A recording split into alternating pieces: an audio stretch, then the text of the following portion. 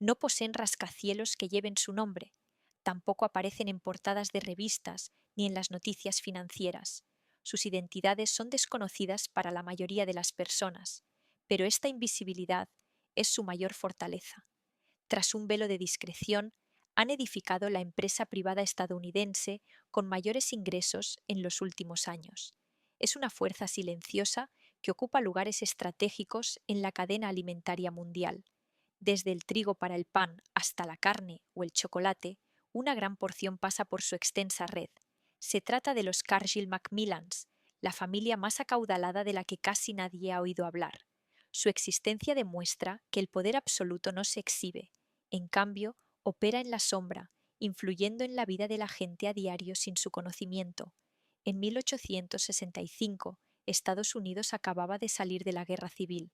El país estaba devastado, pero hervía de una energía impetuosa. El gobierno federal impulsó una vasta expansión hacia el oeste con dos potentes herramientas. Una fue la Ley de Asentamientos, Homestead Act, que concedía tierras gratuitas.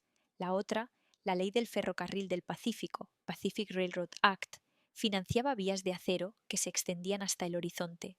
Cientos de miles de inmigrantes y veteranos llegaron allí soñando con una vida mejor, pero ese sueño pronto se convirtió en una pesadilla. Los valientes agricultores se enfrentaron a un clima implacable, tierras salvajes y una soledad insoportable. Si lograban una cosecha, nuevas fuerzas los atrapaban. Los ferrocarriles monopolísticos cobraban tarifas de transporte exorbitantes. Los almacenistas de grano locales exprimían los precios sin piedad. Los agricultores, quienes eran la columna vertebral de la nación, sembraban la tierra con sudor y lágrimas. Sin embargo, la riqueza fluía a los bolsillos de los magnates del ferrocarril y los especuladores urbanos. Era un sistema diseñado para la explotación. En medio de ese caos de injusticia, William Wallace Cargill vio la oportunidad de su vida. Aquí descubrirás relatos sobre las familias más adineradas, imperios que cambiaron la historia y secretos del poder económico y político. Suscríbete y cada semana viaja conmigo a explorar estas historias fascinantes. Después de esto, continuamos. Este fue el mundo complejo, volátil y profundamente injusto al que se enfrentó William Wallace Cargill. Nació en 1844 en Long Island, Nueva York, hijo de un capitán de mar escocés. W. Cargill no tenía el romanticismo ni la sentimentalidad de un agricultor. No era un productor.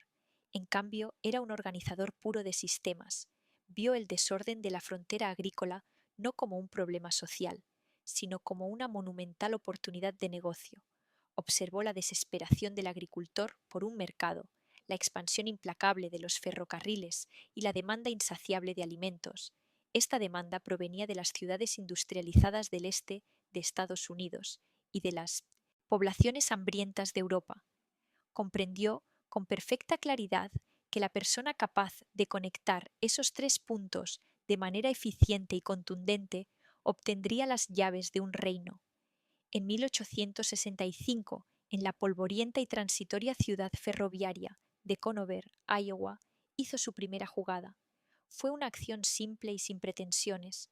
Compró un único almacén de grano de piso bajo al final de una vía de ferrocarril recién tendida. Para los agricultores locales, era solo otro intermediario, quizás un poco más organizado que el anterior, pero la visión de Cargill era mucho más ambiciosa y sistemática. No solo compraba y vendía un producto, estaba creando una red. Comprendió que el poder real no residía en la posesión física del grano en sí, radicaba en el control de su almacenamiento, su transporte, su financiación y, lo más importante, la información sobre su precio y disponibilidad. Mientras los granjeros protestaban ruidosamente contra el sistema, W. Cargill, de forma silenciosa y metódica, se estaba convirtiendo en el sistema. No construía un negocio para servir a la economía agrícola existente, edificaba una infraestructura que, con el tiempo, la dominaría, la racionalizaría y se beneficiaría de cada una de sus transacciones. Su modesto almacén en Conover no era solo un edificio, era la célula fundacional de un vasto imperio invisible que algún día se extendería por todo el globo. Su tranquila influencia se sentiría en cada cocina, en cada mesa y en cada comida consumida por miles de millones de personas. Las semillas de su increíble éxito, que cambiaría el mundo, y de sus controversias más profundas y dañinas, se sembraron allí mismo. Ocurrió en el fértil y a veces sangriento suelo de la Edad Dorada de la América de posguerra. La estrategia de William Wallace Cargill fue una lección magistral sobre cómo aprovechar la infraestructura emergente de su tiempo. Él era, sobre todo, una criatura del ferrocarril. A medida que las líneas ferroviarias competidoras, la Great Northern del implacable magnate James J. Hill, la Chicago and Northwestern, la Milwaukee Road, impulsaban sus vías de acero hacia el oeste a través de las vírgenes praderas de Minnesota, Iowa y las Dakotas, Cargill y sus hermanos menores, Samuel, Sylvester y James, siempre iban un paso por delante o justo a su lado. Formaron un clan muy unido y eficaz. WW era el visionario y principal tomador de riesgos. Sus hermanos eran los implementadores diligentes sobre el terreno. Su modelo de negocio se basaba en una expansión agresiva y simbiótica. Antes de que una nueva línea férrea terminara de tender su vía hasta una nueva ciudad, a menudo ellos ya estaban allí. Adquirían terrenos en cruces clave, listos para erigir su siguiente elevador de grano. Este era el ancla física de su creciente red.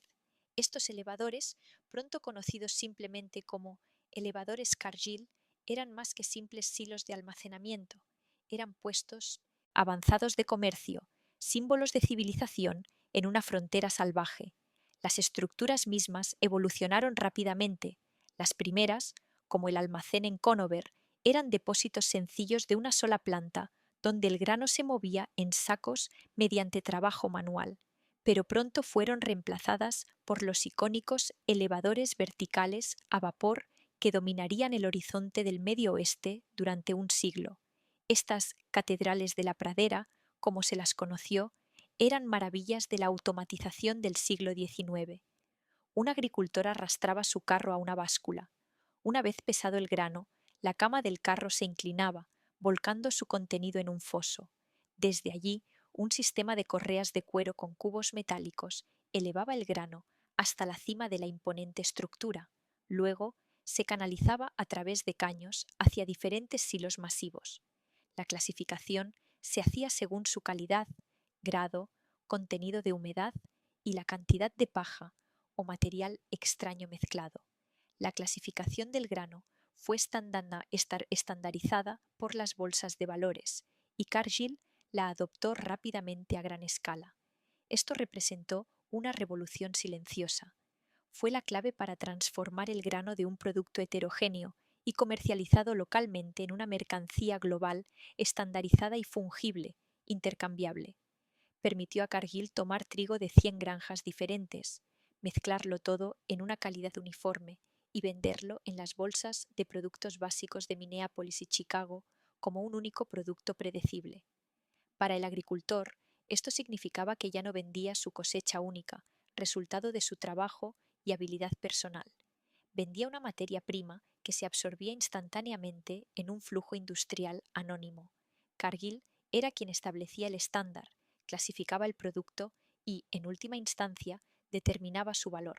Esta posición le otorgaba una inmensa ventaja informativa. W. Cargill fue un adoptador temprano y ávido de otra tecnología transformadora, el telégrafo. Mientras el agricultor en su campo estaba aislado, conociendo solo el precio ofrecido en el elevador local, Cargill conectaba su red. Desde su sede en La Crosse, Wisconsin, podía obtener cotizaciones de precios casi instantáneas de las grandes bolsas del este e incluso de Liverpool, el centro del comercio mundial de grano. Conocía las tendencias del mercado, las previsiones de cosechas de otras regiones, las tarifas de envío y las noticias políticas que podían mover los precios. Podía usar esta información a su favor, comprando barato a agricultores que ignoraban un aumento de precios en Chicago, o vendiendo a corto plazo cuando anticipaba una caída del mercado. Su red de elevadores no era solo una infraestructura física para mover grano, era una red de recopilación de inteligencia que le permitía beneficiarse de la asimetría de información entre él y los miles de productores a los que compraba. Los hermanos Cargill ofrecían a los agricultores un trato que a menudo era demasiado bueno y demasiado necesario para rechazar. Proporcionaban un mercado garantizado durante todo el año, ahorrando al agricultor el peligroso e incierto viaje a una ciudad distante. Pagaban en efectivo, lo cual era una ayuda vital en una economía rural con escasez crónica de dinero, donde el trueque aún era común. Lo más crucial, a medida que su empresa crecía, comenzaron a extender crédito a una escala masiva. Vieron que las necesidades del agricultor iban mucho más allá de un lugar para vender su grano. Necesitaba semillas para la siembra de primavera, madera para construir su casa y graneros, carbón para sobrevivir a los brutales inviernos y alimento para su ganado. La compañía Cargill comenzó a suministrar todo esto, convirtiéndose en una ventanilla única para la comunidad agrícola. Esto no fue un acto de caridad, fue una brillante estrategia de negocios que creó un poderoso ciclo de dependencia. Estos suministros no se vendían en efectivo, sino a crédito. La futura cosecha del agricultor servía como garantía. Este sistema se conocía como prenda sobre la cosecha, cropline. Esto transformó a los hermanos Cargill de simples comerciantes de grano en los banqueros de facto de la frontera agrícola. Era una posición de poder inmenso y a menudo ineludible. Eran, en cierto sentido, socios en el éxito de las comunidades a las que servían, pero también encerraba a los agricultores en su ecosistema. Un agricultor que estaba endeudado con Cargill por sus semillas, madera y carbón tenía pocas opciones. Debía vender su cosecha a Cargill al precio que Cargill ofreciera ese día. Había perdido su independencia. Este modelo de negocio, que integraba comercialización, crédito y suministro, fue el motor del crecimiento temprano de la empresa. Les permitió desplazar rápidamente a competidores más pequeños y establecer monopolios regionales. W. Cargill, un producto de la Edad Dorada, era un hombre de ambición ilimitada, casi frenética. No se contentaba con dominar el comercio de grano. Veía oportunidades por todas partes y las perseguía con un asombroso apetito por el riesgo. Financiado casi en su totalidad con dinero prestado, construyó una vasta operación maderera. Veía los grandes bosques de pinos de Wisconsin y Minnesota como la materia prima necesaria para construir las nuevas ciudades y granjas que surgían en las llanuras sin árboles. Invirtió en compañías de seguros, en negocios de maquinaria agrícola y en nuevos e improbables proyectos de riego en las áridas tierras de Montana. Estaba construyendo un imperio integrado vertical y horizontalmente. Era un trust al estilo clásico de la Edad Dorada. Mucho antes de que el término fuera común, buscó controlar cada aspecto de la cadena de suministro agrícola. Esto abarcaba desde la semilla que se sembraba hasta la póliza de seguro del granero del agricultor. Este crecimiento explosivo se construyó sobre una base increíblemente frágil de finanzas inestables y no reguladas. La empresa no era una corporación moderna, era una compleja y opaca red de asociaciones, garantías personales y negocios interconectados. Todos ellos estaban vinculados, en última instancia, al crédito personal de W. Cargill y a su poder de persuasión con los banqueros. Era un especulador por excelencia, apostando por los futuros precios de las materias primas. Utilizaba los activos físicos de la empresa, sus elevadores y almacenes, como garantía para préstamos cada vez mayores. Así financiaba empresas cada vez más ambiciosas. Los pánicos financieros que periódicamente sacudían la economía estadounidense, como la profunda depresión que siguió al pánico de 1893, habrían puesto a prueba su nervio y su crédito hasta el límite absoluto. Durante décadas, sus apuestas dieron sus frutos, alimentando una expansión aparentemente imparable. Pero el riesgo se acumulaba, aumentando año tras año, oculto a la vista de los extraños y quizás incluso de su propia familia. Una bomba de tiempo financiera hacía tic-tac silenciosamente en el corazón mismo de la empresa. En el otoño de 1909, esa bomba finalmente detonó. Mientras visitaba Montana para inspeccionar un nuevo proyecto de riego, una de sus muchas empresas secundarias, William Wallace Cargill, el patriarca de 65 años y visionario fundador, enfermó repentinamente de neumonía. A los pocos días, falleció. Su muerte fue más que una tragedia personal para la familia. Fue un cataclismo corporativo. Bellevuelu Cargill había sido el sol alrededor del cual giraba todo el extenso y caótico sistema. Su carisma personal, su reputación y su pura fuerza de voluntad habían mantenido unida la precaria estructura financiera. Sin él, la gravedad falló. Los acreedores de la empresa, que durante mucho tiempo se habían sentido tranquilos por sus garantías personales, comenzaron a ponerse nerviosos. Empezaron a hacer preguntas y a exigir ver los libros, mientras la familia, liderada por el hijo de Bellevuelu, Will, comenzaba el proceso de desenredar los asuntos de su difunto padre. Una horrible realidad salió a la luz. El imperio Cargill, que desde fuera parecía ser una empresa monolítica y rentable, era un castillo de naipes. Estaba técnicamente insolvente, sepultado bajo una montaña de deuda tan vasta que amenazaba con acabar no solo con la empresa, sino con toda la fortuna familiar. Las décadas de expansión imprudente y financiada con deuda de Bellevuelu Cargill finalmente lo habían alcanzado. La empresa estaba al borde del abismo financiero, enfrentando un colapso total. El nombre Cargill parecía destinado a convertirse en una nota a pie de página olvidada. Sería una historia de advertencia sobre la ambición desmedida en la frontera. La familia, en su pánico y desesperación, recurrió a un hombre, John H. Macmillan, padre. Se había casado con la formidable hija de Bellevuelu Cargill, Edna, en 1895. Había estado gestionando una rama más conservadora y financieramente sólida de los intereses comerciales de la familia. Macmillan era todo lo que su difunto suegro no era. Donde Cargill era un tomador de riesgos extravagante y optimista, Macmillan era austero, meticuloso y profundamente pesimista. Un devoto presbiteriano de ascendencia escocesa veía la deuda no como una herramienta de crecimiento, sino como una falla moral. Era la encarnación de la prudencia y la rectitud financieras. Cuando finalmente se le dio acceso completo a los libros de la empresa, quedó profundamente conmocionado por el caos financiero que heredó.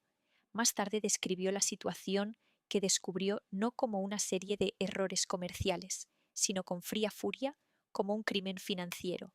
Lo que siguió fue una larga y brutal década de reestructuración y penitencia. Esta fue la era que definiría para siempre la cultura de la empresa moderna. John H., junto con su igualmente capaz hermano Daniel, tomaron el control absoluto. Se enfrentaron a banqueros furiosos y escépticos, a intensas salas de juntas llenas de humo. No lo hicieron con grandes promesas, sino con planes de pago detallados y serios. Suplicaron tiempo y paciencia, prometiendo que cada céntimo sería devuelto si se les daba la oportunidad. Para respaldar sus palabras, iniciaron un doloroso, pero necesario, proceso de amputación quirúrgica. Vendieron los activos no esenciales más arriesgados que Cargill tanto había amado, los acuerdos de tierras especulativos y los proyectos experimentales. Cerraron líneas de negocio no rentables e impusieron una rígida disciplina financiera centralizada. La organización nunca había conocido el significado de la palabra presupuesto. Lo más importante, John H. Macmillan forjó un nuevo pacto con la familia Cargill extendida, reunió al clan y expuso la cruda realidad. En el futuro previsible no habría dividendos ni una vida fácil de los beneficios de la empresa.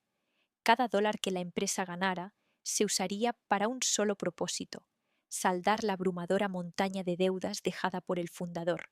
Fue un periodo de extrema austeridad que duraría años. Fue un sacrificio colectivo que grabaría en el ADN corporativo de la familia un profundo miedo a la deuda, una obsesión por retener las ganancias para la reinversión y una profunda creencia en las virtudes de la privacidad y el control centralizado. Este fue el momento en que el alma de la empresa fue transferida. El nombre en la puerta seguiría siendo Cargill, pero su filosofía guía, su enfoque silencioso, conservador, metódico e implacable hacia el crecimiento, pertenecería para siempre a los Macmillan. El lento y arduo proceso de saldar la deuda fue el único objetivo de la empresa durante la mayor parte de una década. Luego, un evento improbable y horrible al otro lado del mundo proporcionó una dramática salvación. En 1914, las grandes potencias de Europa se sumieron en la Primera Guerra Mundial. A medida que el conflicto degeneraba en una brutal guerra de trincheras, creó una demanda sin precedentes e insaciable de productos agrícolas estadounidenses.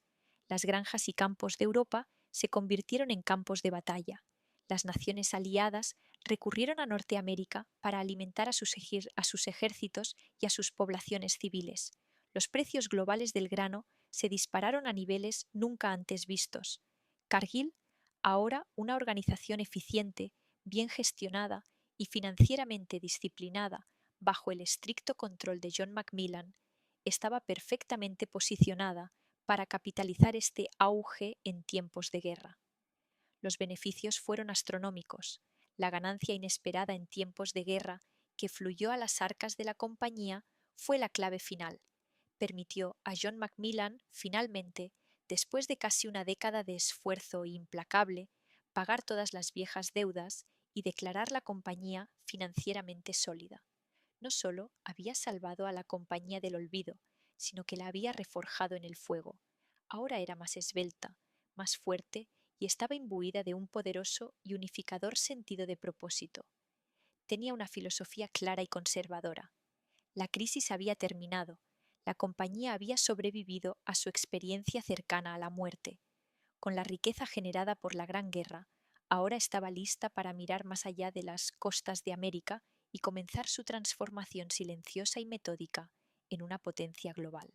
Con la crisis existencial de 1909, ahora como un recuerdo candente pero lejano, y sus arcas repletas por los inmensos beneficios de la Primera Guerra Mundial, la compañía Cargill se encontraba en una encrucijada crucial. Estaba bajo la mano firme y cautelosa de John H. Macmillan padre. Había pasado de ser una empresa fronteriza, extensa, caótica y endeudada, a un comerciante de grano estadounidense eficiente, disciplinado y financieramente formidable. Para un hombre del temperamento de Macmillan, el siguiente paso lógico podría haber sido consolidar esta posición.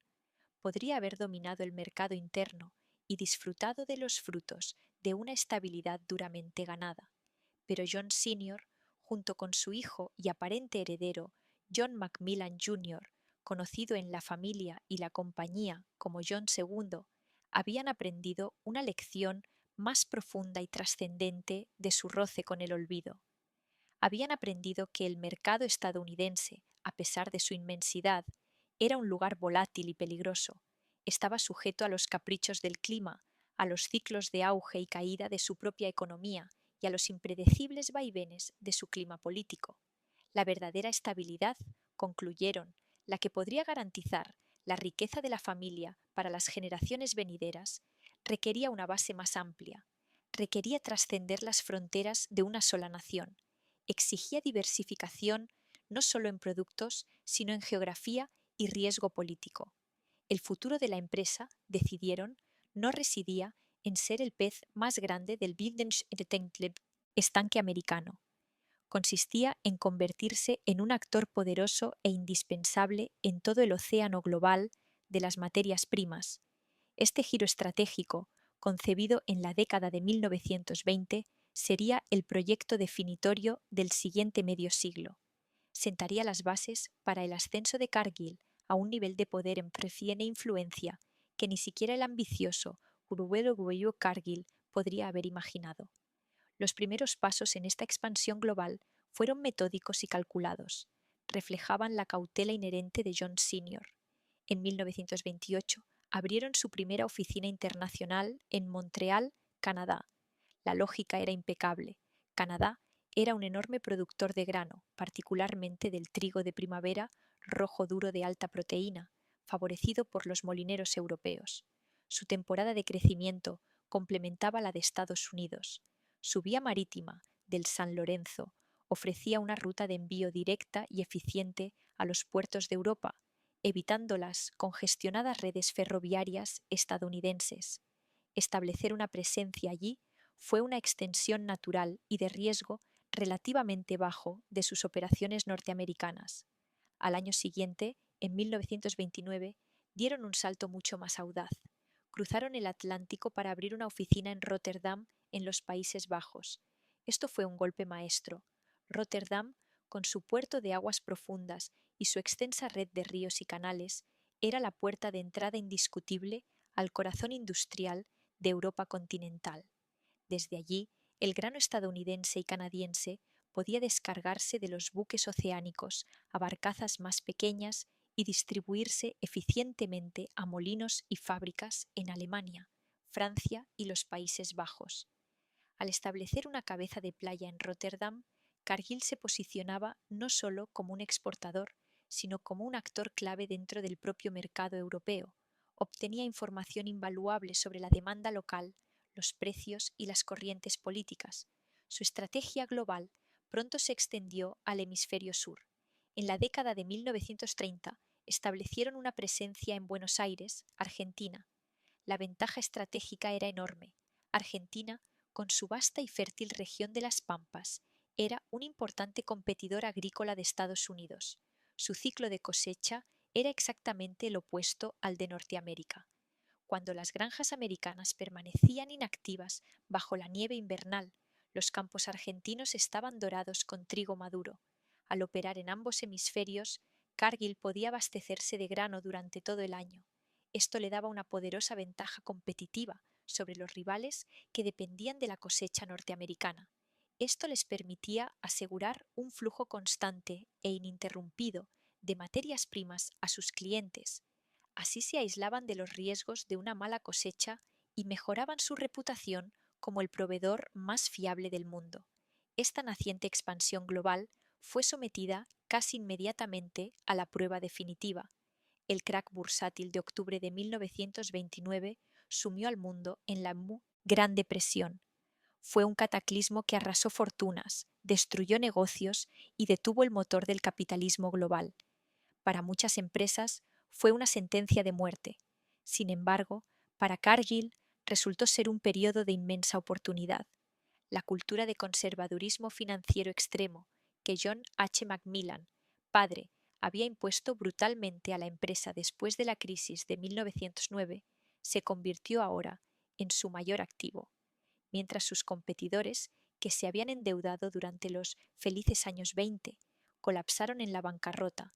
Cargill, con su balance impecable y sus profundas reservas de efectivo construidas a partir de ganancias retenidas, pudo capear la tormenta. Más que sobrevivir, prosperaron.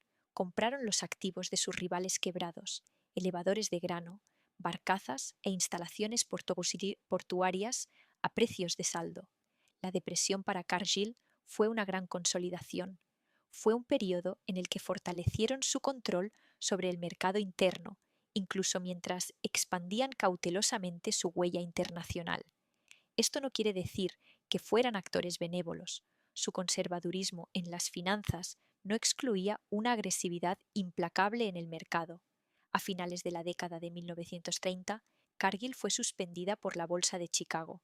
Esto ocurrió en medio de acusaciones de acaparamiento del mercado del maíz. La acusación era que Cargill había acumulado una posición tan masiva en contratos de futuros de maíz que era efectivamente capaz de manipular el precio en su propio beneficio. Aunque la compañía negó las acusaciones, el incidente envió un mensaje claro. La discreta empresa privada de Minneapolis era un actor formidable y peligroso, dispuesto a usar su creciente tamaño para doblegar los mercados a su voluntad. A medida que el mundo salía lentamente de la depresión, comenzó a deslizarse inexorablemente hacia otro conflicto global. Para Cargill, la Segunda Guerra Mundial presentaría un desafío y una oportunidad. Esto llevaría a uno de los capítulos más improbables y reveladores de su historia. A medida que Estados Unidos se transformaba en el arsenal de la democracia, suministrando el esfuerzo bélico aliado, el gobierno recurrió a toda su capacidad industrial. Cargill, el comerciante de grano, respondió a esa llamada de una manera verdaderamente extraordinaria. Se dedicaron al negocio de la construcción naval. A orillas del río Minnesota, en Savage, un suburbio de Minneapolis, a cientos de millas del océano más cercano, Cargill estableció un astillero masivo llamado Port Cargill. A primera vista, parecía una locura construir buques oceánicos en el corazón sin salida al mar del Medio Oeste, pero era un testimonio del genio central de la empresa, la logística.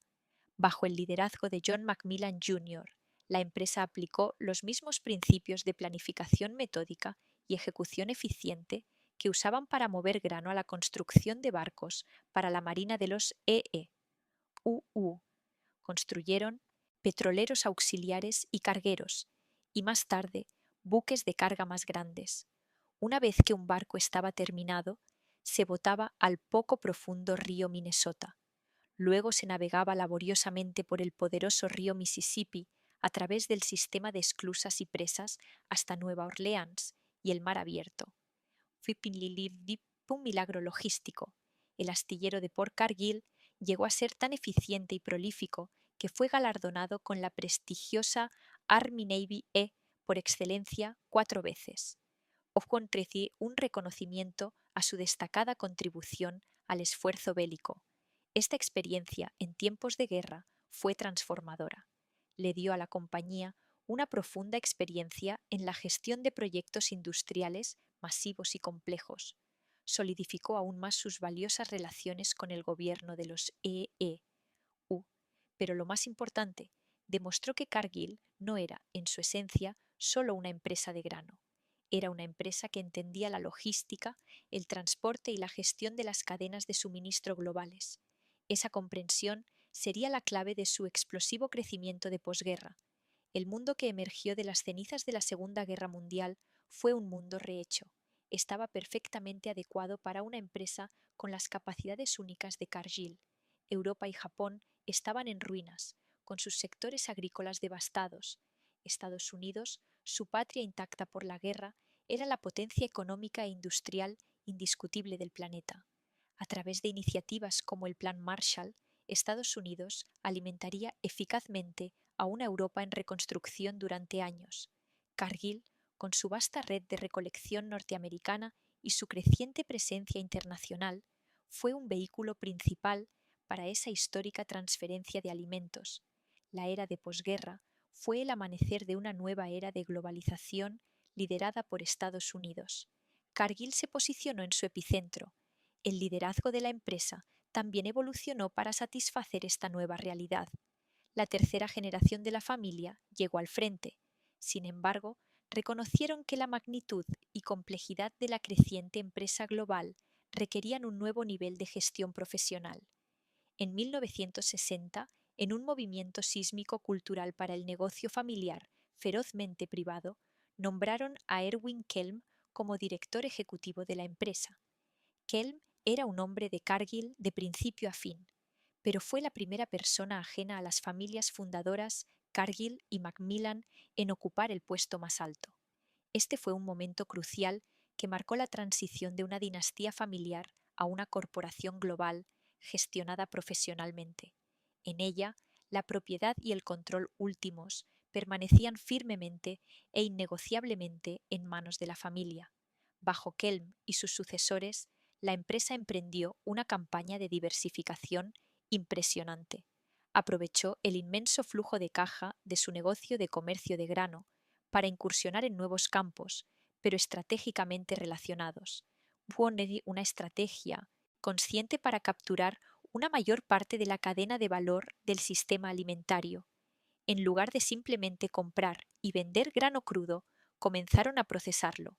Invirtieron fuertemente en la producción de piensos para animales, convirtiéndose en un importante proveedor para la creciente industria ganadera mundial. Se adentraron en la molienda de harina, compitiendo con actores establecidos como Pillsbury y General Mills. Fueron pioneros en el floreciente negocio del prensado de soja. Este proceso transforma la humilde soja en dos productos valiosos: harina con alto contenido proteico para piensos animales y aceite vegetal para consumo humano. El auge de la demanda de carne y alimentos procesados después de la guerra hizo de esta una empresa fantásticamente rentable. Simultáneamente, se dieron cuenta de que la red global que habían construido para comerciar con grano podía usarse para comerciar con casi cualquier cosa. Sus comerciantes en Ginebra sus agentes en Tokio, sus expertos en Londres. Esta red de inteligencia global era su verdadera arma secreta. Comenzaron a comerciar con azúcar, algodón, lana, caucho, acero y finalmente petróleo e instrumentos financieros. Estaban aprovechando su competencia principal, que ahora entendían que no era el grano, sino el dominio de la logística global, la gestión de riesgos y la información propietaria. Su estatus privado fue el factor crítico que hizo posible esta estrategia. Sin la carga de las demandas de los accionistas públicos de beneficios y dividendos trimestrales, la familia podía adoptar una visión a largo plazo. Invertían cientos de millones de dólares en la construcción de esta red global durante décadas, esperando pacientemente que las inversiones maduraran. A principios de la década de 1970, Cargill se había transformado discretamente en una potencia global de materias primas diversificada. Era una de las empresas más grandes y poderosas del mundo.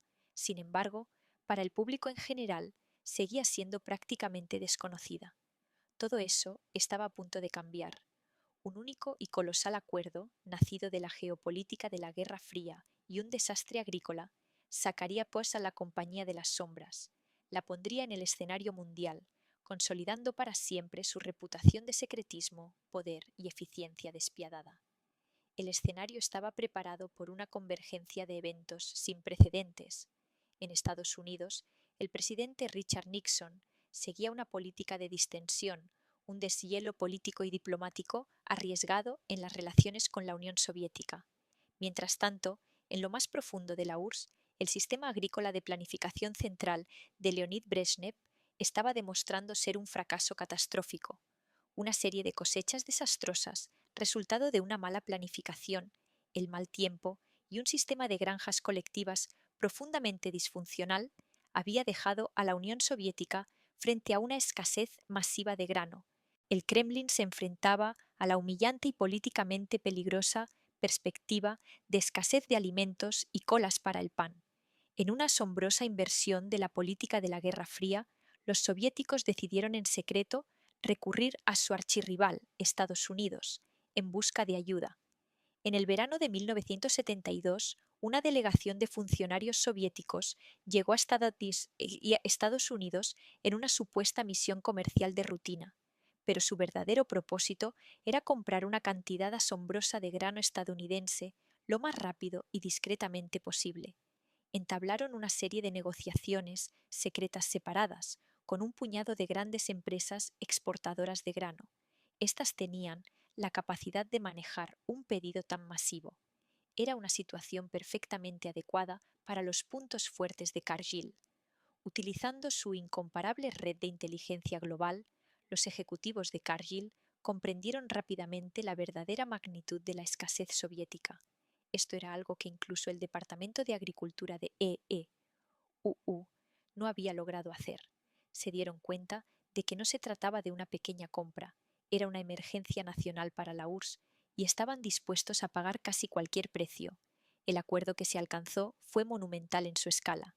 Cargill y algunos otros exportadores estadounidenses vendieron alrededor de 440 millones de bushels de trigo a la URSS. Esto equivalía aproximadamente al 30% del promedio estadounidense de los 5 años anteriores. La ejecución fue una obra maestra de inteligencia comercial y destreza logística, pero todo se hizo en casi total secreto.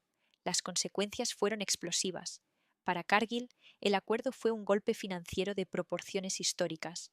Sus ingresos y beneficios se dispararon, consolidando su estatus como un gigante corporativo indiscutible.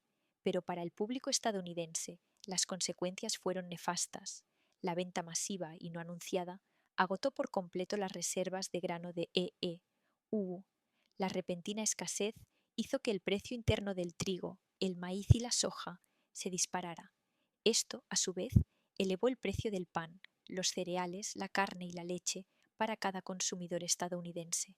Cuando la verdadera magnitud del acuerdo secreto finalmente se hizo pública, hubo una tormenta de indignación.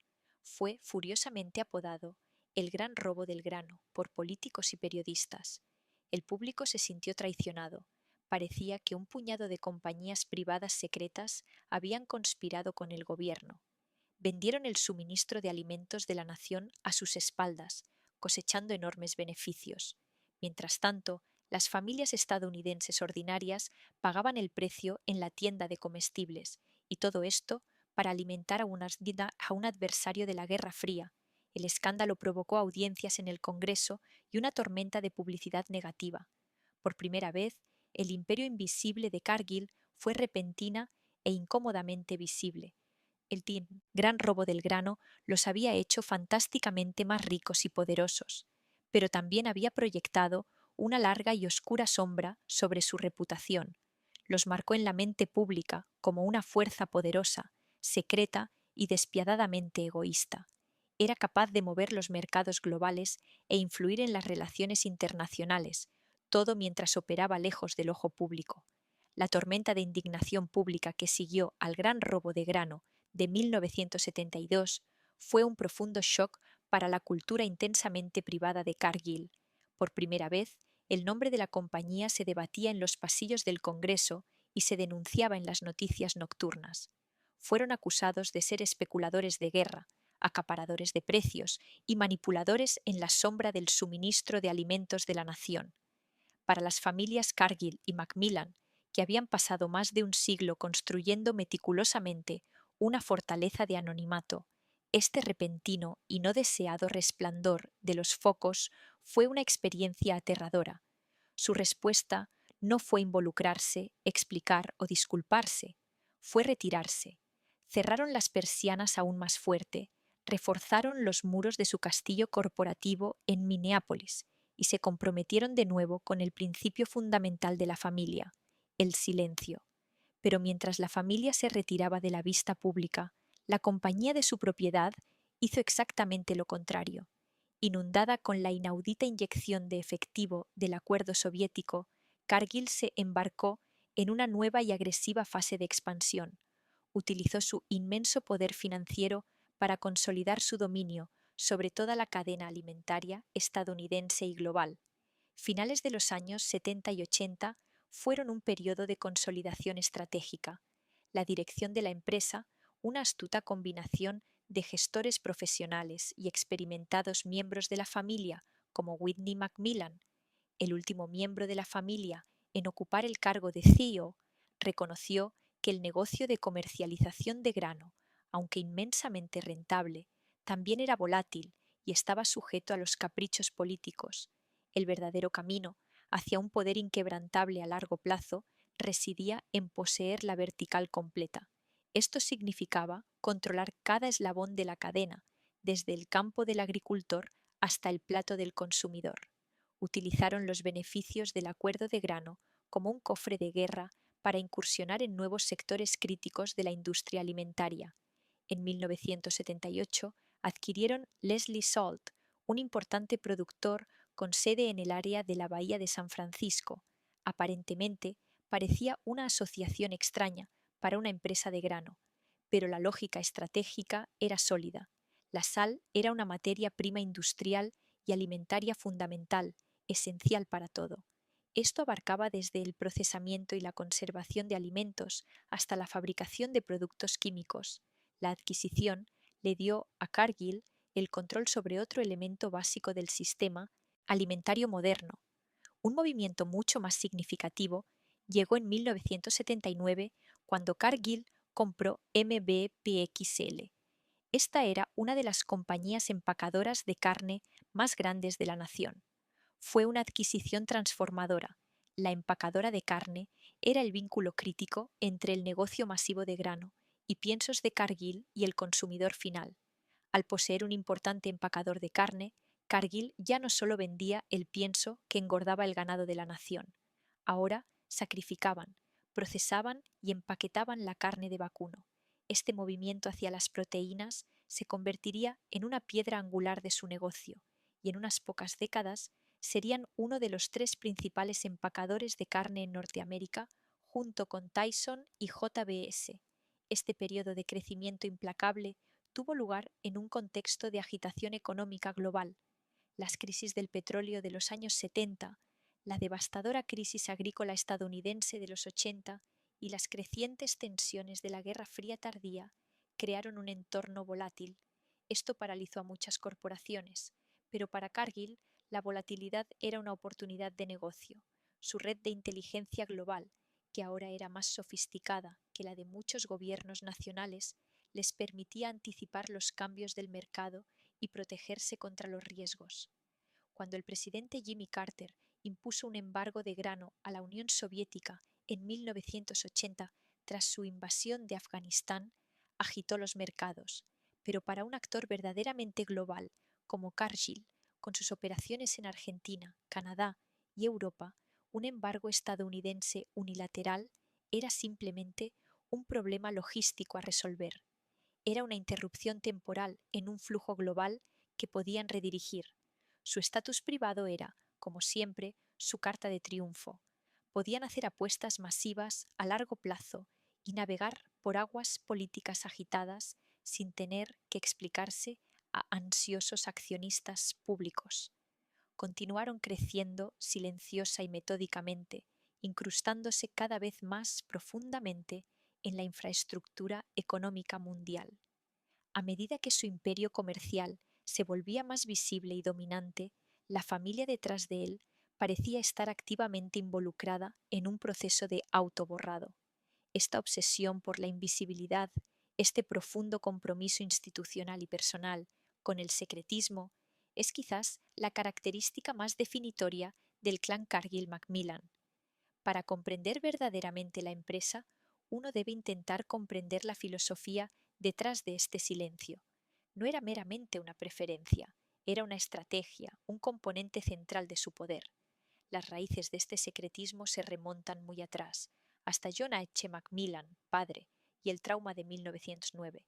Su austera cosmovisión presbiteriana escocesa equiparaba la publicidad con la vanidad y la jactancia. Ambas se consideraban fallas morales. Él creía que el negocio familiar era suyo y que la atención pública solo invitaba a problemas. Estos problemas podían venir de los competidores, del gobierno y de un público celoso. Este ethos se transmitió a través de las generaciones como un texto sagrado. Además, la familia aprendió de las experiencias de otras dinastías de la Edad Dorada. Observaron cómo los Rockefeller se convirtieron en la familia más odiada de Estados Unidos. Su nombre se convirtió en sinónimo de codicia y crueldad monopolística. Vieron cómo John D. Rockefeller tuvo que pasar la segunda mitad de su vida y una parte significativa de su fortuna en una campaña masiva de relaciones públicas. Esto fue para transformar su imagen de odiado varón ladrón a filántropo benévolo. Los Cargill-Macmillan parecieron extraer una lección sencilla de esto. La mejor manera de evitar la vilipendiación pública es evitar al público por completo. En este canal, cada semana, te esperan explicaciones claras y relatos intrigantes sobre fortunas ocultas, el ascenso y caída de imperios, y cómo el dinero y la política han moldeado el mundo. Aquí aprenderás más sobre la historia del poder, despertarás tu curiosidad y ampliarás tu cultura. Todo esto lo encontrarás aquí. Solo tienes que suscribirte. A continuación seguimos. Esta filosofía se manifiesta en todos los aspectos de sus vidas.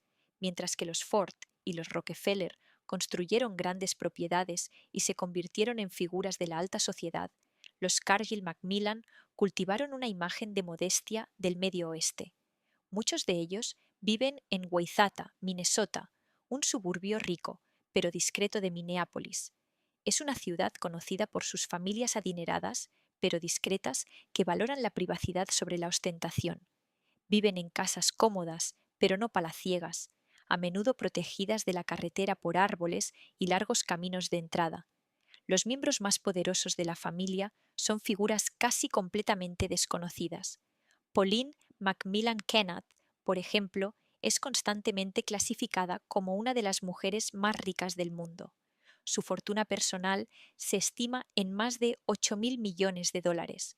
Sin embargo, vive una vida de tan profunda oscuridad en un suburbio de St. Louis, Missouri, que durante muchos años los periodistas financieros de Forbes y Bloomberg lucharon incluso por confirmar una fotografía suya. Esta extrema privacidad crea un marcado contraste con los legados de sus pares dinásticos.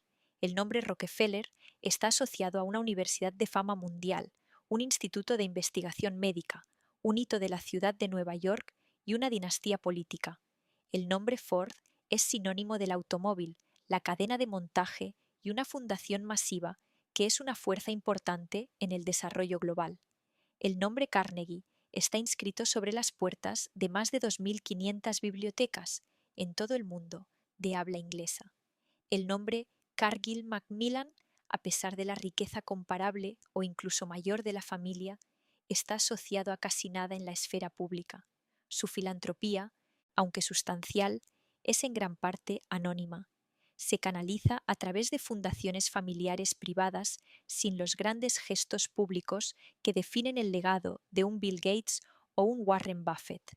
Esta invisibilidad estratégica, si bien ha logrado proteger a la familia del escrutinio personal, ha tenido un gran costo para su reputación pública.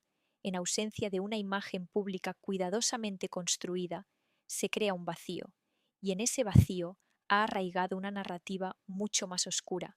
Es una narrativa de una familia de plutócratas secretos, de terratenientes ausentes del sistema alimentario global.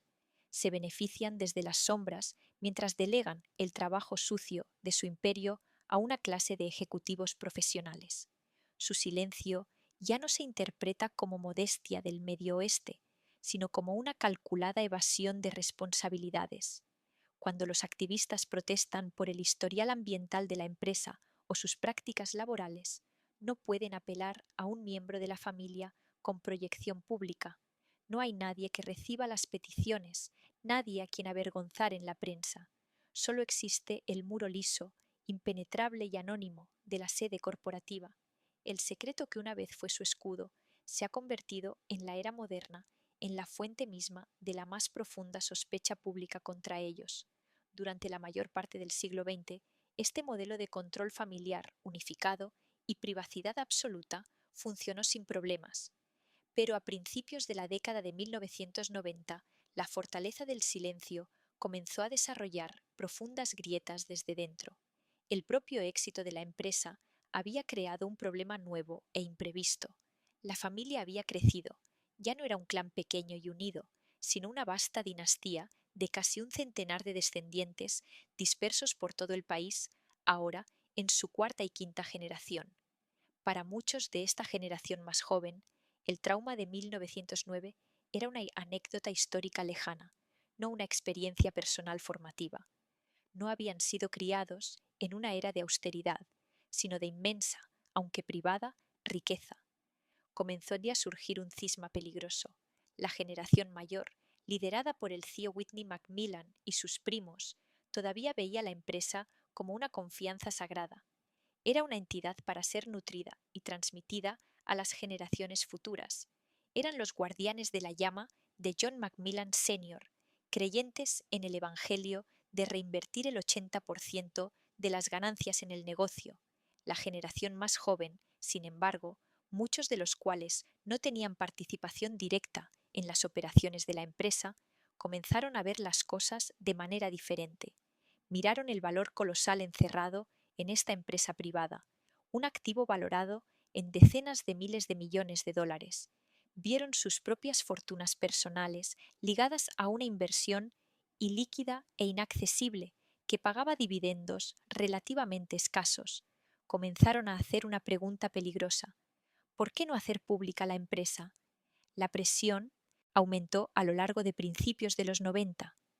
Una facción de la familia comenzó a hacer campaña activamente por una oferta pública inicial, OPI. Las implicaciones eran asombrosas. Una OPI de Cargill habría sido una de las más grandes en la historia de Wall Street. Habría convertido instantáneamente a docenas de miembros de la familia no solo en multimillonarios, sino en multimillonarios públicos de alto perfil. Habría desbloqueado la vasta riqueza que tenían en papel y la habría convertido en efectivo. Este dinero podrían gastarlo, invertirlo o donarlo como mejor les pareciera. Pero para los tradicionalistas del Consejo de Administración de la empresa, la idea era anatema. Salir a bolsa sería una traición a todo lo que la familia representaba. Significaría ceder el control a los caprichos del mercado de valores, responder a los analistas de Wall Street y publicar informes trimestrales detallados que revelarían los secretos más íntimos de la empresa. Destruiría la cultura de pensamiento a largo plazo e inversión paciente que había sido el motor de su éxito. En resumen, demolería el imperio invisible. La familia estaba en guerra consigo misma, una guerra civil tranquila, educada, pero profundamente seria que amenazaba con destrozar a la empresa de 125 años. A medida que la presión para una OPI alcanzaba un punto de ebullición, la dirección de la empresa, bajo Whitney Macmillan, ideó una solución brillante y típicamente Cargill. Fue un movimiento de inmensa complejidad financiera diseñado para resolver un problema humano. Al mismo tiempo, se aseguraba que el control permaneciera exactamente donde estaba. En 1993 anunciaron la creación de un plan de propiedad de acciones para empleados o ESOP. A primera vista, fue un gesto generoso para recompensar a los empleados leales de la empresa, dándoles una participación en el negocio, pero su verdadero propósito era resolver la guerra civil familiar. La mecánica fue ingeniosa. La empresa utilizó sus propias reservas masivas de efectivo, según se informó 730 millones de dólares, para recomprar las acciones de la facción familiar descontenta a una valoración generosa. Estos miembros de la familia obtuvieron el masivo pago en efectivo que habían estado exigiendo, lo que les permitió diversificar su riqueza y seguir su propio camino. Pero, en lugar de ser canceladas o revendidas, estas acciones recompradas se invirtieron luego en el nuevo ESOP. Este programa ahora poseía aproximadamente el 17% de la empresa en nombre de sus empleados. Este movimiento logró múltiples objetivos con un solo y elegante golpe. Silenció la rebelión al proporcionar liquidez a la facción inquieta. Creó un poderoso incentivo para su fuerza laboral, convirtiéndolos en cuasi propietarios. Y lo más importante, mantuvo cada una de las acciones de la empresa firmemente en manos privadas. Lejos de las garras de Wall Street, los empleados a través del ESOP serían un bloque de accionistas estable, a largo plazo y obediente. Estarían perfectamente alineados con la visión tradicionalista de la familia. Fue una obra maestra de ingeniería financiera y política. La crisis se evitó. Los miembros de la familia que querían salir se marcharon y la facción dedicada a mantener la empresa privada había consolidado su control. El evento envió un mensaje claro y poderoso al mundo y a los miembros restantes de la familia. El imperio invisible no estaba en ventas a ningún precio. A medida que Cargill entraba en el siglo XXI, lo hacía con su cultura única, secreta y poderosa, no solo intacta, sino poderosamente reafirmada. Estaba lista para enfrentar una nueva era de desafíos y controversias globales. Habiendo superado con éxito su guerra civil interna y reafirmado poderosamente su compromiso con la privacidad y el control familiar, Cargill entró en el siglo XXI como una entidad más unificada y formidable que nunca. Su imperio era vasto, su influencia inigualable y sus finanzas eran sólidas como una roca. El lema de la empresa, visible al público y prominentemente exhibido en su sitio web y en su literatura corporativa, era una frase simple, sana y profundamente tranquilizadora: nutriendo nuestro mundo. Era un eslogan que hablaba de un propósito noble, de una misión global para alimentar un planeta hambriento. Conjuraba imágenes de dorados campos de trigo, de cosechas abundantes y de una corporación benévola que trabajaba en armonía con la tierra para sostener a la humanidad. Era una obra maestra de la marca corporativa, pero para un coro creciente de críticos, científicos ambientales, activistas de derechos humanos, líderes indígenas y periodistas de investigación, esta fachada benigna ocultaba una realidad mucho más oscura y preocupante. Comenzaron a presentar una contranarrativa cruda y condenatoria. Argumentaron que en su implacable búsqueda de beneficios para nutrir el mundo, Cargill estaba, de hecho, devorando sistemáticamente el planeta. Sostuvieron que la magnitud sin precedentes de la empresa, combinada con su naturaleza privada y opaca, había creado un leviatán corporativo. Su huella ambiental era catastrófica en su alcance y en gran medida una contable en su ejecución. La historia del impacto de Kargil en el mundo natural no es la de un solo accidente o un error localizado.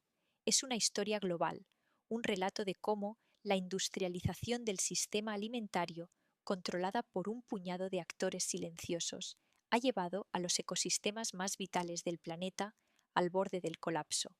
Quizás ningún tema individual resume el poder destructivo del modelo de negocio de Cargill con más viveza que su papel en la deforestación de la selva amazónica. La Amazonia no es solo una colección de árboles, es un sistema de soporte vital planetario. Es la selva tropical más grande del mundo, un ecosistema del tamaño de un continente que genera una parte significativa del oxígeno mundial. Regula los patrones climáticos globales y contiene en sus árboles y suelos una vasta y crítica reserva de carbono. También es hogar de una diversidad de vida sin igual y de las tierras ancestrales de cientos de culturas indígenas distintas. Durante décadas, la Amazonía había estado bajo la amenaza de la tala, la ganadería y la agricultura de subsistencia, pero a principios de la década de 2000 surgió un motor de destrucción nuevo y mucho más poderoso, la demanda global de soja, y en el centro de esa nueva amenaza, según acusan los críticos, estaba Cargill. En 2003, Cargill completó la construcción de un enorme puerto de última generación en la ciudad de Santarém. Esta es una ubicación estratégica en el estado brasileño de Pará, en el corazón de la cuenca del Amazonas. Para la empresa y sus inversores, el puerto fue un triunfo de la ingeniería y la logística. Era una nueva y reluciente supercarretera diseñada para mover eficientemente la soja desde la frontera agrícola en rápida expansión del interior de Brasil. La dirigía hacia enormes buques oceánicos con destino a los mercados de Europa y China. Pero, para los grupos ecologistas, el puerto fue una daga clavada directamente en el corazón del pulmón del mundo. Argumentaron que el puerto actuaba como un poderoso e irresistible imán económico para la deforestación. Creó un mercado garantizado de gran volumen para la soja, proporcionando un enorme incentivo financiero.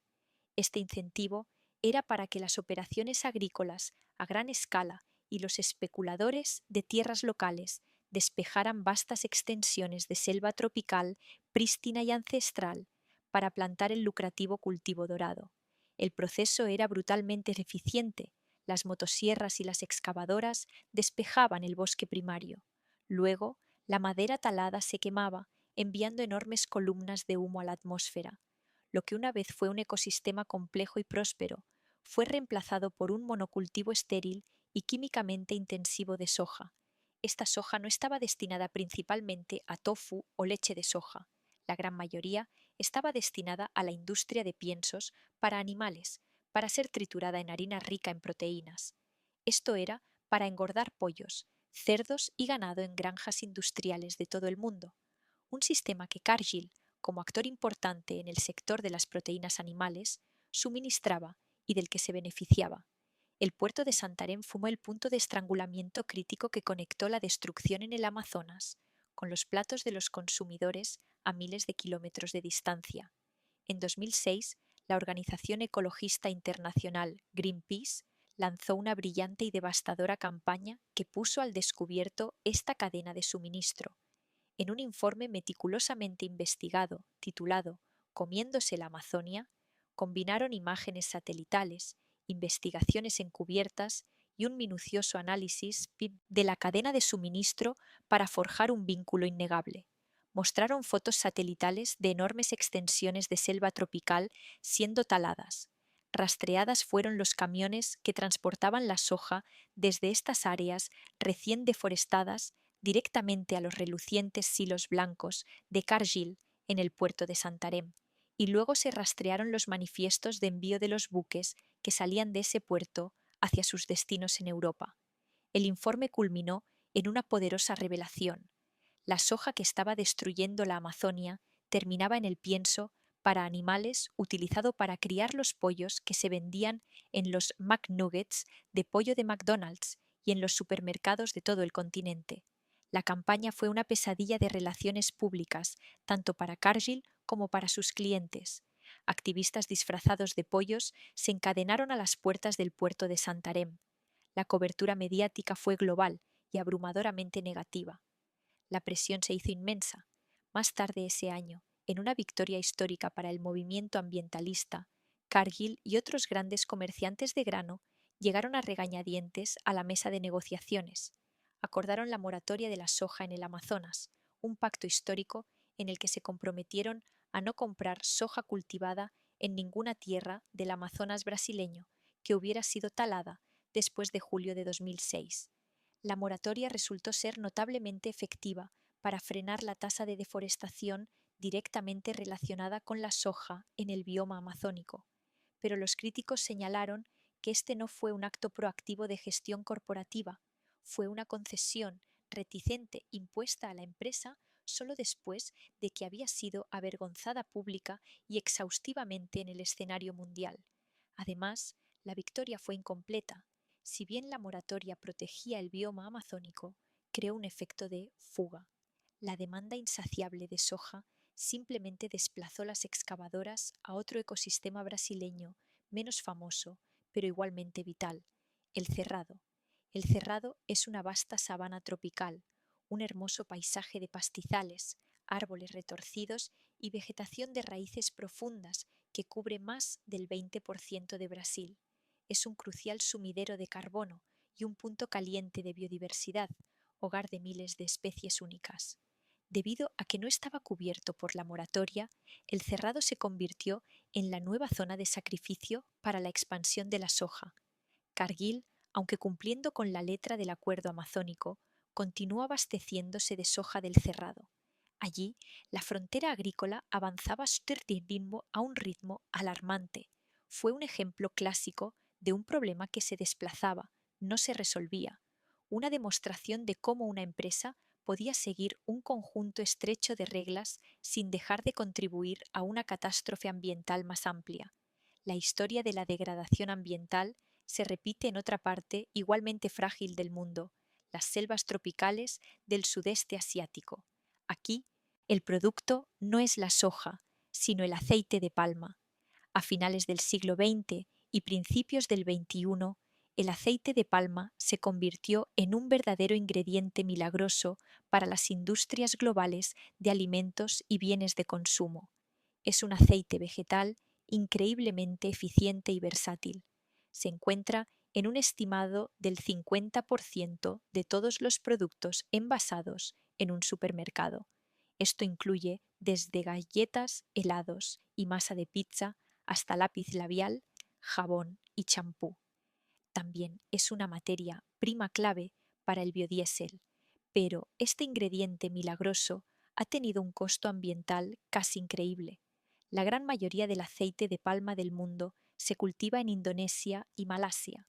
Se utiliza tierra que alguna vez fue selva tropical antigua y rica en carbono.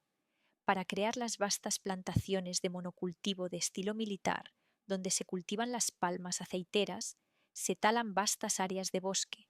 Este proceso destruye el hábitat de innumerables especies en peligro de extinción, la más famosa el orangután, que ha sido empujado al borde de la extinción. Además, gran parte de esta selva tropical crece sobre profundas capas de turba. Para plantar las palmas aceiteras, las plantaciones primero tienen que drenar estas tierras de turba.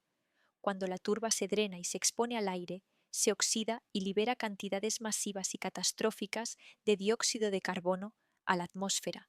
Estas tierras de turba secas también son increíblemente inflamables, lo que lleva a los devastadores incendios forestales del tamaño de un continente que regularmente asfixian el sudeste asiático en una densa y tóxica neblina.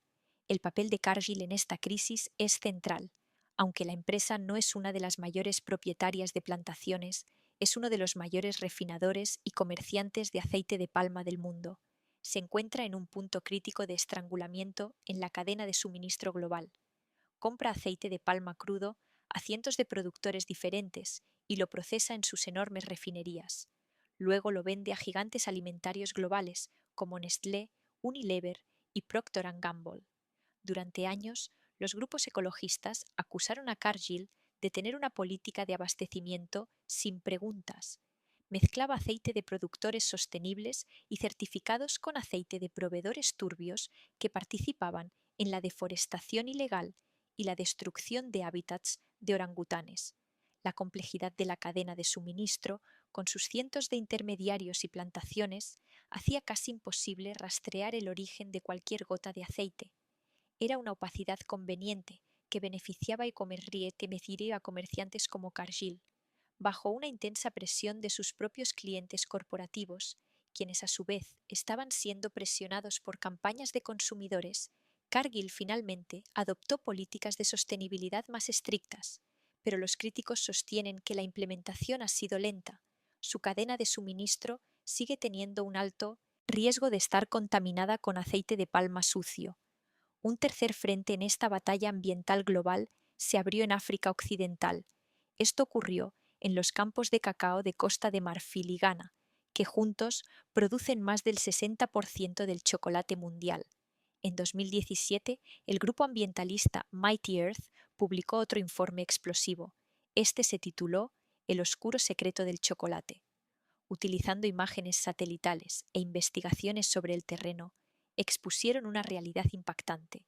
Una enorme porción del cacao que salía de Costa de Marfil se estaba cultivando ilegalmente. Esto sucedía dentro de los parques nacionales y bosques protegidos de la nación. El informe documentó cómo, durante las décadas anteriores, aproximadamente el 90% de las áreas protegidas del país habían sido taladas. Se convirtieron en plantaciones de cacao. Esta deforestación ilegal estaba teniendo un impacto devastador en la biodiversidad única de la región. La población de elefantes de bosque se había desplomado a solo unos pocos cientos. La población de chimpancés había sido diezmada. El país, cuya identidad una vez estuvo ligada a sus vastos bosques, había perdido la mayor parte de su cubierta forestal en solo unas pocas generaciones. Y el principal impulsor era el apetito insaciable del mundo por el chocolate barato. Una vez más, Cargill estaba en el centro de la tormenta. Como uno de los tres grandes comerciantes y procesadores de cacao globales, junto con Barry Callebaut y Olam, la vasta red de compradores y agentes de Cargill era un conducto principal para que este cacao cultivado ilegalmente ingresara al mercado global. El informe acusó a la empresa de hacer la vista gorda ante la destrucción. Sus prácticas de abastecimiento alimentaban efectivamente la crisis. Estos casos específicos, profundamente documentados, la soja en el Amazonas, el aceite de palma en Indonesia, el cacao en Costa de Marfil, comenzaron a formar un patrón. En 2019, Mighty Earth sintetizó estas y otras acusaciones en un informe condenatorio. Le dio a Cargill un título provocador e inolvidable: la peor empresa del mundo. El argumento central del informe era que lo que hacía Cargill tan singularmente destructiva no era ningún problema individual, era la naturaleza acumulativa, global y sistémica del daño ambiental incrustado en casi todas sus principales cadenas de suministro de materias primas. Acusó a Cargill de ser el principal impulsor de la deforestación en América Latina a través de sus operaciones de soja y carne de res, un contribuyente importante a la destrucción de bosques en el sudeste asiático para el aceite de palma. También era un facilitador clave de la devastación de bosques protegidos en África Occidental para el cacao. Lo que hizo que la acusación fuera tan poderosa fue que contrastaba las acciones de la empresa con sus propias promesas públicas. En 2014, Cargill había sido signataria de la Declaración de Nueva York sobre los bosques. Este fue un compromiso histórico de corporaciones y gobiernos para trabajar juntos para poner fin a la deforestación natural para 2020. Pero a medida que se acercaba y luego pasaba la fecha límite de 2020, informes independientes mostraron que Cargill no solo no estaba cumpliendo su compromiso, sino que la deforestación en muchas de sus cadenas de suministro clave en realidad estaba empeorando. Las promesas, según los críticos, eran poco más que un ejercicio de greenwashing, lavado de imagen ecológico.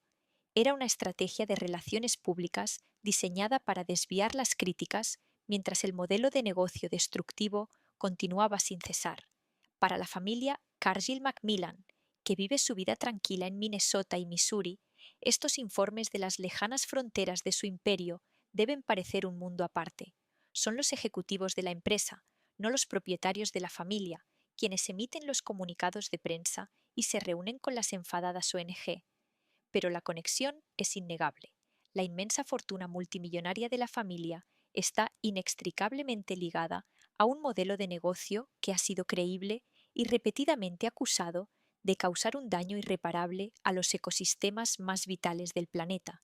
Su riqueza se construye no solo sobre el comercio de grano, sino sobre la conversión de bosques, sabanas y turberas en monocultivos a escala industrial. La pregunta que flota en el aire, sin respuesta, desde la fortaleza de silencio de la familia, es la de la responsabilidad última. ¿Puede una familia que posee y se beneficia de un imperio tan vasto delegar verdaderamente las consecuencias morales de su reinado? Si el costo ambiental del imperio global de Cargill se mide en hectáreas de selva tropical desaparecida y toneladas de carbono atmosférico, el costo social y económico se mide en términos más humanos. Se mide en los medios de vida de los pequeños agricultores, en la volatilidad de los precios mundiales de los alimentos y en los derechos fundamentales y la dignidad de los trabajadores que se esfuerzan en los escalones más bajos de su vasta cadena de suministro. El inmenso poder de la compañía no solo remodela paisajes, sino que remodela mercados y, al hacerlo, remodela las vidas de miles de millones de personas. Para comprender esta dimensión de la influencia de Cargill, primero hay que entender la estructura única del mercado que domina. El comercio mundial de grano, el sistema nervioso central del suministro mundial de alimentos, no es un mercado libre en el sentido clásico, es un oligopolio, un mercado dominado por un puñado diminuto de actores colosales, reservados y profundamente interconectados. Durante décadas, este grupo ha sido conocido por un acrónimo simple, casi clínico, las ABCD. Las letras corresponden a Archer, Daniels Midland, Bunch, Cargill y Louis Dreyfus Company.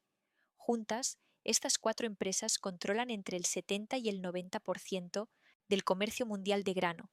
Son los guardianes, las manos invisibles que guían el flujo de alimentos básicos desde las granjas de las Américas y el Mar Negro hasta los puertos y procesadores de Asia, África y Europa.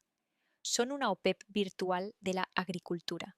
Sus acciones colectivas pueden tener un impacto más profundo e inmediato en la vida de la gente común que las decisiones de la mayoría de los gobiernos nacionales. Entre este cuarteto de gigantes, Cargill ha sido considerada durante mucho tiempo la más grande, la más diversificada y la más poderosa.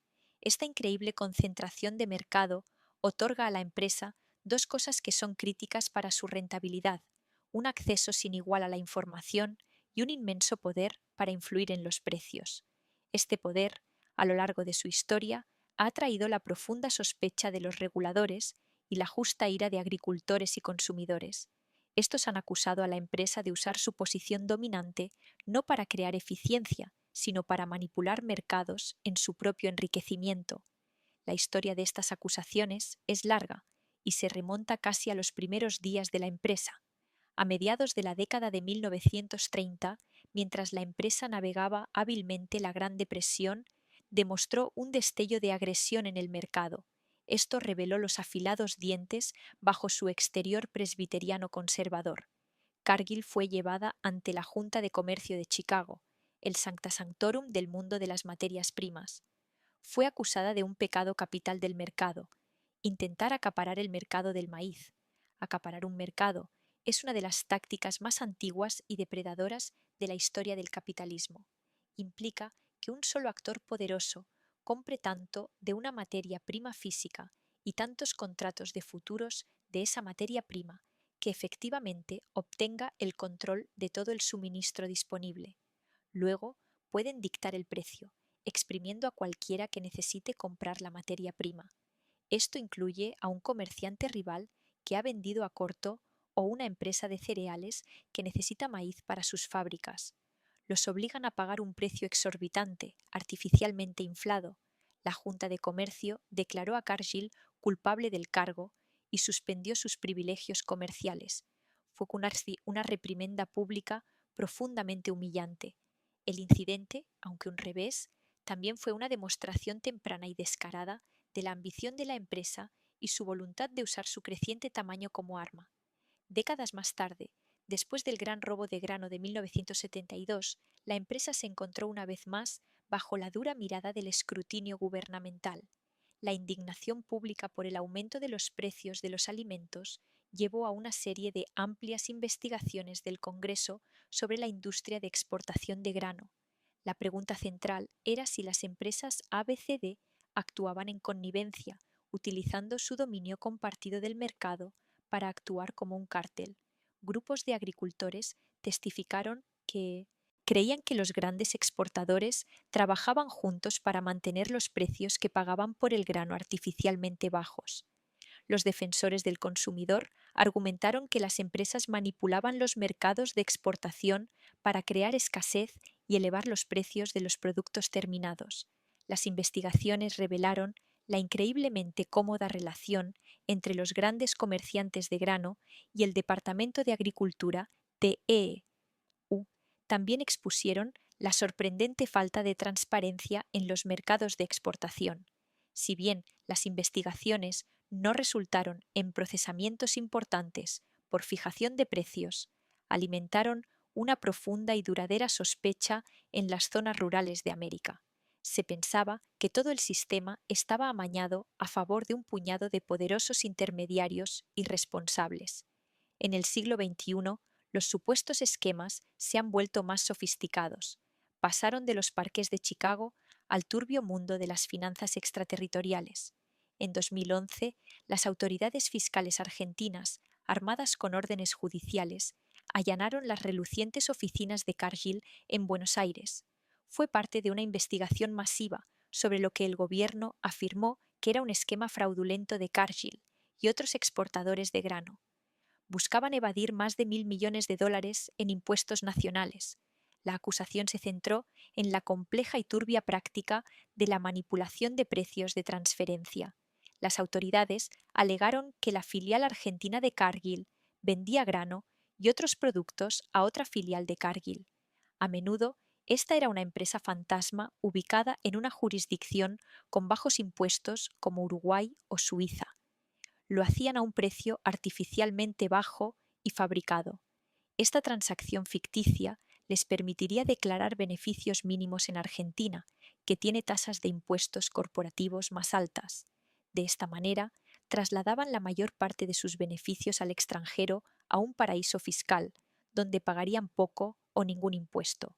Fue, según el gobierno, una masiva e ilegal extracción de riqueza del país donde realmente se generó el valor. Cargill negó vehementemente las acusaciones. Sin embargo, el caso puso de manifiesto la opaca ingeniería financiera que las corporaciones globales pueden utilizar para minimizar sus obligaciones fiscales. Es una práctica que priva a las naciones en desarrollo de miles de millones de dólares en ingresos cruciales. Más allá de las acusaciones específicas de manipulación del mercado y evasión fiscal, subyace una pregunta moral más amplia y profunda sobre el modelo de negocio de Cargill. La empresa, como comerciante de materias primas, prospera con la volatilidad. Las fluctuaciones de precios, las interrupciones de la cadena de suministro y la incertidumbre del mercado son las condiciones en las que sus legiones de comerciantes altamente remunerados obtienen sus mayores beneficios. Pero en el mundo de la alimentación, la volatilidad no es solo un número en una pantalla de negociación, es una cuestión de vida o muerte. Cuando los precios mundiales de los alimentos se disparan, como ocurrió durante la crisis alimentaria mundial de 2007-2008 y de nuevo en 2022 tras la invasión rusa de Ucrania, las consecuencias son catastróficas para las personas más vulnerables del mundo. Un aumento del 10% en el precio del pan puede ser una molestia para una familia en Londres o París, para una familia en El Cairo o Lagos, que gasta más de la mitad de sus ingresos en alimentos, puede significar la diferencia entre comer y morir de hambre. Es precisamente durante estos momentos de crisis global cuando Cargill y sus compañeros comerciantes reportan sus ganancias más espectaculares y récord. En 2022, mientras la guerra en Ucrania retiraba millones de toneladas de trigo y aceite de girasol del mercado y disparaba los precios de las materias primas a máximos históricos, empujando a unos 70 millones de personas a una inseguridad alimentaria aguda, Cargill reportó un asombroso aumento del 23% en sus ingresos. Alcanzó un máximo histórico de 165.000 millones de dólares. Creamos este canal con un propósito: compartir conocimiento y acercar los secretos de las grandes fortunas, las intrigas políticas y las historias de los imperios que definieron nuestro mundo, porque creemos que entender el pasado es también entender quiénes somos hoy. Suscríbete y forma parte de esta misión. Retomemos desde aquí. Para las organizaciones de ayuda y los defensores de los derechos humanos, esto fue una indignación moral. Acusaron a la empresa de lucrarse con el hambre, de participar en una forma de capitalismo de desastre. En este contexto, la miseria de millones se convierte directamente en las ganancias récord de unos pocos. La vasta fortuna multimillonaria de la familia aumentó incluso mientras los ciudadanos más pobres del mundo eran empujados al límite. Es esta realidad estructural fundamental de su modelo de negocio, un modelo que se beneficia de los mismos choques de precios que devastan a los pobres, lo que subyace en las acusaciones éticas más serias contra ellos. Si las consecuencias económicas del dominio de Cargill son vastas y sistémicas, el costo humano de su cadena de suministro es sorprendentemente personal y directo. En lo profundo de las laberínticas redes que llevan los alimentos del campo a la fábrica, se ha estado desarrollando durante décadas una historia más oscura de explotación laboral, abusos de derechos humanos y esclavitud moderna. Es una historia que contrasta brutalmente con la imagen pública sana de la compañía. En ningún lugar es esta historia más horrible que en los campos de cacao de África Occidental. Durante años, las organizaciones de derechos humanos habían estado alertando sobre el uso generalizado de trabajo infantil e incluso la esclavitud absoluta en la industria del cacao. En 2005, esta tragedia oculta se trasladó al sistema legal estadounidense.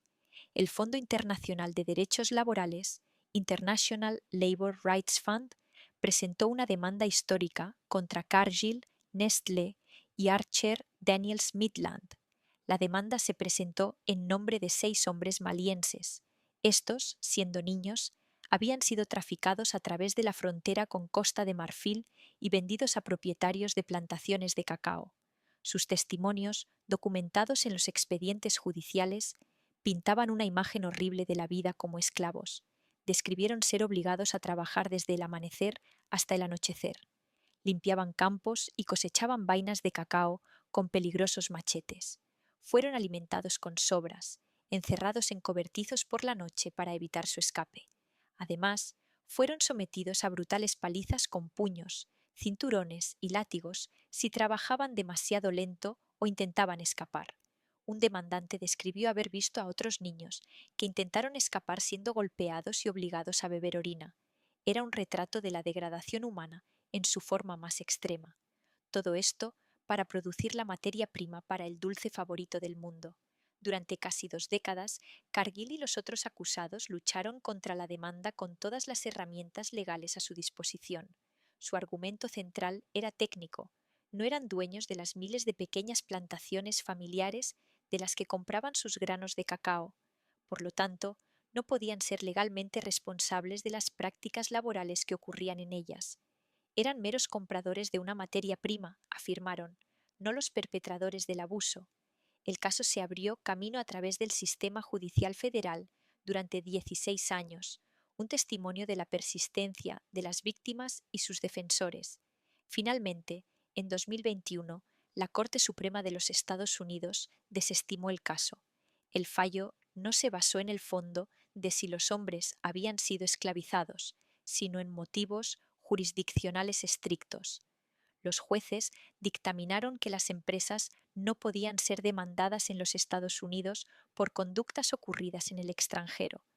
Fue una victoria legal para Cargill, pero una profunda derrota moral. El caso expuso la sombría realidad de la cadena de suministro de la empresa.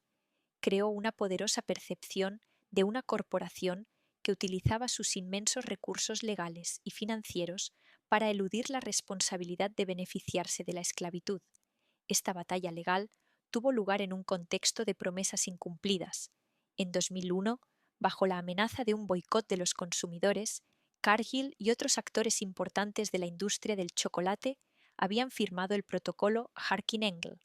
Fue entre un acuerdo voluntario en el que se comprometieron a erradicar las peores formas de trabajo infantil de sus cadenas de suministro de África Occidental para 2005. La fecha límite llegó y pasó. Se retrasó a 2008, luego a 2010, luego a 2020.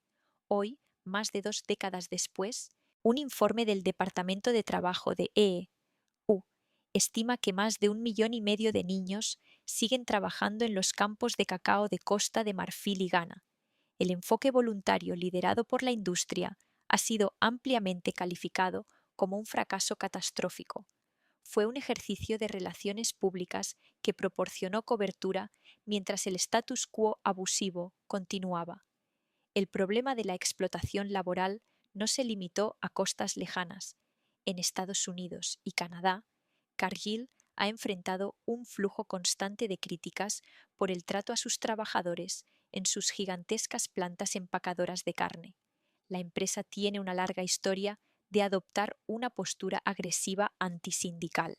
Sus trabajadores a menudo se han quejado de condiciones de trabajo agotadoras y peligrosas. La pandemia de COVID-19 arrojó estas condiciones bajo la luz más cruda posible. A medida que el virus se extendía por el mundo en 2020, las plantas empacadoras de carne, con su aire frío y húmedo y sus líneas de producción abarrotadas y de ritmo rápido, se convirtieron en importantes focos de infección. En abril de ese año, la planta de Cargill en High River, Alberta, se convirtió en el lugar de uno de los mayores brotes en un solo lugar de trabajo en toda América del Norte. El virus arrasó la planta, que emplea a más de 2,000 trabajadores. Muchos de ellos son inmigrantes recientes y trabajadores extranjeros temporales. Casi 1,000 empleados, casi la mitad de toda la plantilla, finalmente dieron positivo. 3 personas relacionadas con la planta murieron, incluidos 2 trabajadores. En testimonios jurados y entrevistas con periodistas, los trabajadores describieron una cultura del miedo.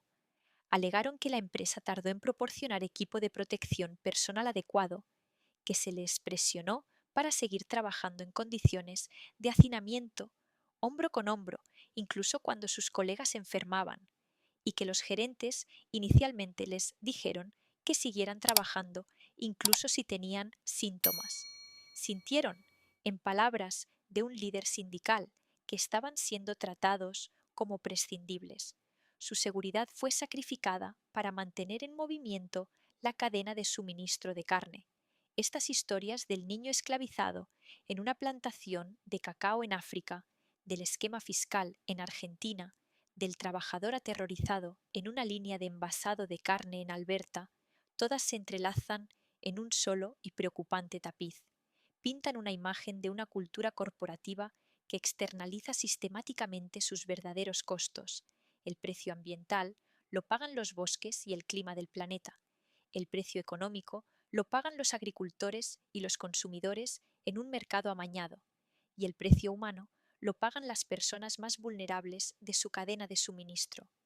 Para la familia Cargill Macmillan, aislada por capas de gestión y generaciones de riqueza acumulada, estos son problemas distantes y abstractos, pero son las verdades oscuras y amargas ocultas dentro del imperio silencioso, invisible y fantásticamente rentable que comandan.